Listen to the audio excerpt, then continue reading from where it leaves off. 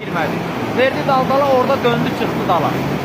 Amma indi, bura bilən körpü qoymurlar. Bura həftə sonu qabağı. Bura bilənə körpü qoymurlar. Damla gəlir, qalır seldə. İsrənləri bu 2 qalmış 66 ilə seldə həmən çıxartır. Yox, əmələ gəlmez. Və 66 əmələ gələn şey deyil. İndi də deyil insan patlı. Cəmaat seçə bilmir o yüzden bu yüzden. Bura bilən körpü niyə qoymurlar? Başlıca 66 şoförlər pul qazanmasın. Cəmaat qalıb üzülür. İndi də var gələcək. Arxa!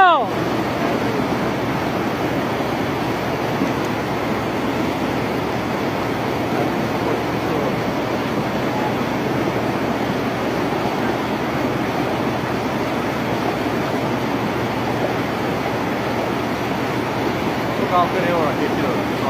Uzaklar görünüyor, sizi görüyorum.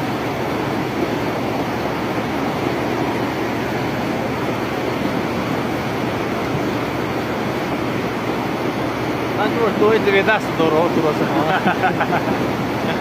Sen de ne var şoförsən?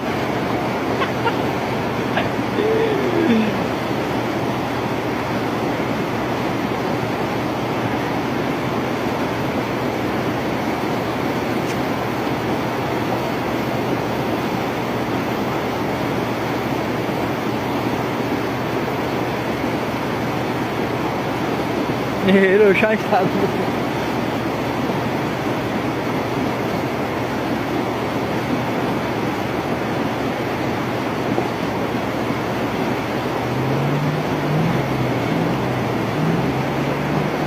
Bana kargodan geldi.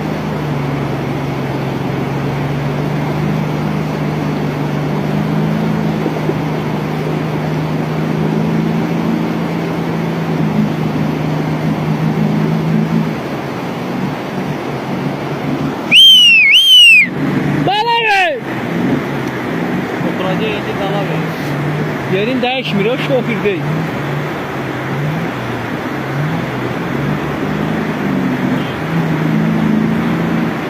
Yine kafa alıyor.